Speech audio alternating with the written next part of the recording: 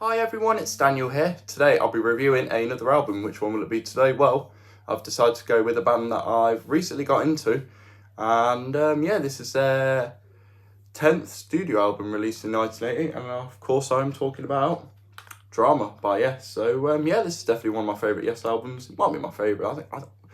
Well, it's either my favourite or it is definitely one of my favourites, but I'll definitely class this as Yes's most underrated album. Like, this album was a little bit controversial because John Anderson and Rick Wakeman had just left the band,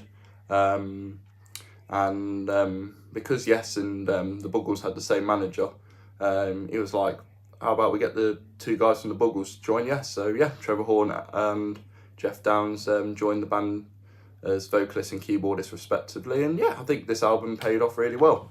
I mean, Trevor Horn, he can't sing like John Anderson. He can't hit them high notes. Doesn't matter how hard he's trying, but yeah, I still think he does a great job anyways. And you sort of get a Buggle sound on this album, but not entirely. I mean, you still got Steve Howe, Chris Squire and Alan White, classic Yes lineup. I mean, Chris was pretty much in the band all the way through up until his death about 10 years ago, so well into him. And same with Alan White, he was in the band for 50 years. He joined on Tales from Topographic Oceans and then stayed with the band up until his death in 2022. So yeah, rest in peace to Chris and Alan. And of course, Steve Howe's pretty much the only original member left in the band, even though he didn't join until the third album, the Yes album. But yeah, I love Drama. So yeah, here's the front. I've got the expanded version. I just played the 6 main tracks. I might listen to the bonus tracks, but they're not essential. I don't have to. Now this front cover is fantastic. I mean, Roger Dean. I mean, come on, he's just well known for doing his fantastic artwork. For examples, Fragile, Close to the Edge, Tales from Topographic Oceans. This album, just beautiful artwork. I love Roger. I think he's a legend. So yeah, here's the front. We've got cats. Got looks like a bird. It's just really cool. I love the Yes logo as well and the text for Drama. So yeah, here's the front. Here's the spine, and here's the back cover. So yeah, we've got these really cool red trees. I really like them. And yeah, we've got 6 tracks on this album. So this is one of the shorter Yes albums. I think it's about 36.5 minutes. Most of them are about 37, 38 minutes. Especially the albums with 3 to 6 tracks, that sort of thing. Yes and no, that sort of thing, But yeah, let's go through each track. So yeah. The opening track is Machine Messiah. Fantastic track, I love it. Definitely Yes's most heaviest track ever. I mean, yeah, it's just a brilliant track. I love this track a lot. It starts off with that heavy guitar sound from Steve Howe, love it. Absolutely brilliant. Interestingly enough though, the acoustic guitar is actually played by Trevor Horn. Very nice. Something different, getting the lead singer to play guitar. Actually, that was a common thing with Yes. John Anderson usually played rhythm guitars, and whether it's Steve Howe or Trevor Rabin on lead guitar, whoever it was, And I think that's pretty cool. And yeah, I love this track. Just brilliant. The synths are just amazing. I think this track is definitely one of the best 10 minute or longer epics Yes have ever done. It's haunting, it's fun, it's catchy. I love it. Chris Squire on the bass, Alan Watt on the drums, the timing's perfect. Just the guitar playing as well from Steve, of course, like I said. The synth work from Jeff Downes, this was his first album with the band. He's still in the band now. I know he rejoined 30 years later, which is really cool. But yeah, most people think this is the only album with Trevor Horn. It's not. He would produce the next album. He would produce some of the album that came after 90125, of course, Big Generator, which, yeah, that is the Yes album where they recorded it in 7 different studios, I know. But we'll talk about that album another day. But yeah, Machine Messiah, fantastic track, I love it. I just wish some of these tracks would just never end, honestly. I'm for real. I know this track's over 10 minutes. I just wish there was more, it's just such a cool track. Definitely the heaviest Yes track ever. And even though this is an 80s album, it still sounds like Yes. I think only 1 track or maybe 2 tracks, definitely sound like they're from the 80s, but yeah. So yeah, Machine Messiah is a great track. Next track is White Car, or Man in a White Car. It's literally less than a minute and a half, but it's fantastic. You have, of course, you got Trevor on vocals, you got Jeff on Simpson, the Fairlight CMI. Yes, this was one of the first albums to use the Fairlight CMI. Very cool. I love this track. Trevor's vocals are great, and yeah, it definitely reminds me of the mini tracks from Fragile. The little tracks that like each member did on their own, which yeah, very cool. I love this track, and yeah, it's got sort of a cool ending with the synth. Really cool. I love it. I love the Buggles. I mean, The Age of Plastic, that is a great album. Like, if you've not listened to the album, you need to check it out. I've not listened to The Adventures in Modern Recording. I think that's quite a rare album to bump into, but you know. Anyways, White Car's great. You get some acoustic guitar in there, and yeah, it's sort of orchestral, you know. I think that, yeah, the orchestral parts were recorded on the CMI, which is wicked. So yeah, the next track is probably my favourite Yes track of all time, or one of my favourites. Does It Really Happen? Such a fun song. That bass line in the intro, I just love it. It's just, you can definitely tell it's Chris, like, honestly. Like, his playing on this album is just brilliant. There's even a bass solo at the end, I love it. The synths are great from Jeff. Steve Howe's guitar playing is just brilliant, love it. Alan White's drumming, of course. Doing the 16th notes to the 8th notes, just brilliant. I love this track, very catchy.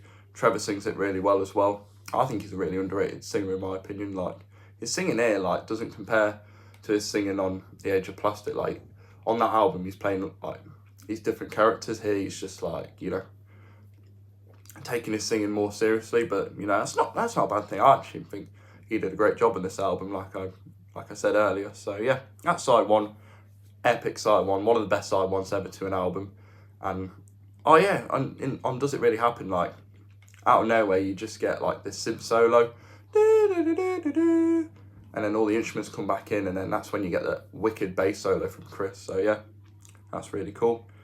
Pretty much all the members sing like backup vocals, you know. And Jeff plays the vocoder on this album, which the next track he actually plays the vocoder, which the next track is Into the Lens, aka I Am a Camera. I love this track. Brilliant, I love the intro.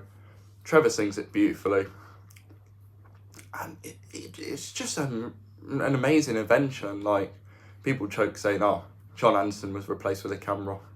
That's funny, I love that. But yeah, Into the Lens is just a beautiful track. I haven't listened to the Buggles version, but yeah, this track is just atmospheric, fun, you know. Everyone's in time on this track. I just love this track a lot. And even if I listen to the Buggles version, I would still prefer the Yes version, because why not? And yeah, I love Into the Lens, just a great way to start off side two. The next track is Run Through the Light, which interestingly enough was a John Anderson track. This track definitely sounds like an 80s track. You have Alan White on the kick and the snare, which, yeah, very like Phil Collins sounding, you know, the gated reverb sound from, you know, Peter Gabriel 3, that sort of thing. And then you've got Steve Howe on electric guitar and mandolin. I know, I love the mandolin. And interestingly enough, you have Chris Squire on the piano and Trevor Horn on vocals and the fretless bass. I know, it was Chris's idea as well. Trevor wasn't too sure, but, you know, I think he did a great job on the fretless bass. And, of course, you got Jeff on the synths. The synths are just wicked. You know, where the synths, like, where the synth is going, just love it. Run Through the Light, just a catchy song, love it. Great chorus, just a brilliant track, very underrated. Great single as well, I think, you know. This track and I'm a Camera were both released as singles, so fair choices.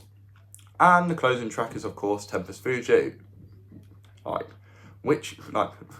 who is a Yes fan, like, doesn't know this track? Just classic. You get another great vocoder part from Jeff. Trevor's vocals are great. All them lyrics he's singing, and, you know, the answer to Yes, which is the name of the band. The drumming is just brilliant from Alan. Steve's guitar playing, he's literally, like, mostly playing, like, offbeat, but, you know, by that I mean, like, you know, I just, yeah. If you've listened to the track, you know what I mean, yeah. You know, like sort of like Andy Summers, that sort of thing, you know, in the Police, filling in space, that's what I meant. He does a splendid job doing that. Chris's bass is just brilliant, he's playing all these notes, and yeah, it's just a fantastic track, I love it. And then you get, and turned off this album, you get the CMI part, which is pretty much Trevor saying yes, and you know, in different like different octaves and, you know, different keys and all that. You know, it's just brilliant. I love it. I love this album a lot. Definitely Yes's most underrated album. It could be my favourite. It's definitely up there. It's definitely my top 3, along with Going for the One and Fragile. But if I had to include 2 more, like if I was doing a top 5 and I needed to add 2 more, I would pick 90125 and Close to the Edge, of course. Close to the Edge is a classic album. But I think there's a few albums by Yes I prefer more. But yeah, anyhow, we spoke about the album. Let's open it up. Hey, we got a disc, of course. Atlantic Records. We've got bonus tracks. I won't talk about them now, but yeah. We have like single versions of the tracks. We have some tracks that didn't make onto the album, which I haven't listened to Fly From Here yet, but I believe some of these tracks were like remade for that album. But yeah. So there's the band. Of course, we've got Alan, Jeff. Of course, you can tell he's a keyboardist. You can tell by his jacket. I love what he's wearing. I believe he wore that in the Buggles as well. Chris, Trevor, and Steve. Alan and Steve are pretending to be as tall as Chris. In reality, they're not, and they weren't. Chris was like 6'4", I think, and Alan and Steve are about 5'7", 5'8", that sort of thing. But yeah, the artwork is just brilliant. Well done, Roger. Well done. So let's have a look at the booklet. Another picture. But I think this album paid off really well. I can tell why some people aren't keen on this album as much. If John Anderson was on it, then yeah. But I don't think this album would have happened like the way it was if you had John and Rick still in the group. But yeah, this was a nice one-off experiment, you know, having the Buggles, a pop group or prog pop group, joining a full-on prog rock band.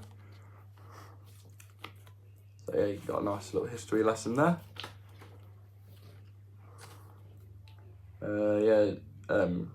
Trevor's done a lot of production work. He's worked with ABC, Frankie Goes to Hollywood, Seal, a whole lot. Very nice. Got pictures of the band. Yeah, you can see Trevor on the guitar there. Hey, lyrics. We have 3 parts to Machine Messiah. White Car, or Man in a White Car. Does It Really Happen? Brilliant track. Into the Lens. Run Through the Light. And Tempest Fugit. Got a nice picture of Alan's back, and of course, you know, Alan's back, and you know, him playing the drums, of course. Yeah, very cool. See, I was right about the personnel, you know. On Run Through the Light, you've got Trevor Horn on the fretless bass, and you've got Chris Squire on the piano on that track too. All tracks arranged and produced by Yes, backing tracks produced by Eddie Offord. And recording engineers consisted of Gary Langan and Julian Mendelsohn, which we've had them names before. And yeah, the manager for both Yes and the Buggles was Brian Lane, which came up with the idea of them both collaborating. Jeff and Trevor appear courtesy of Island Records. Steve uses the Les Paul on Machine Messiah, the Les Paul Gold Top, or the Gibson Les Paul Gold Top, on Does It Really Happen? He uses the Fender Steel and Telecaster on Into the Lens. He uses the Martin mandolin and the Gibson Les Paul on Run Through the Light. And he uses a Fender Stratocaster on track 6. So yeah, great job, great work from all the band. I believe Hugh Padgham worked on this album. Yeah, he was a recording engineer. Love you. Another great picture of the band there. Got Trevor, Alan, Chris, Katz, Steve. Jeff is the only one who doesn't seem to be enjoying himself. I wonder why. I don't know. Probably just the timing or something. he probably wasn't ready, but yeah, everyone else seems to be enjoying themselves. And yeah, look at that. Work a lot. So yeah, thank you for watching, everyone. This has been my review of the Yes album Drama from 1980. I love this album. And since this album is nearly 45 years old, I know, wow. You know, might as well review it now. And yeah, I'd love to talk about Yes more in the future. And yeah, I know a lot of people who are Yes fans. Some people have actually seen them live. And yeah, so yeah, thanks once again, everyone. And please do let me know what you think of this album in the comments. So yeah, take it easy, everyone, and I shall see you all next time in a bit. And bye-bye.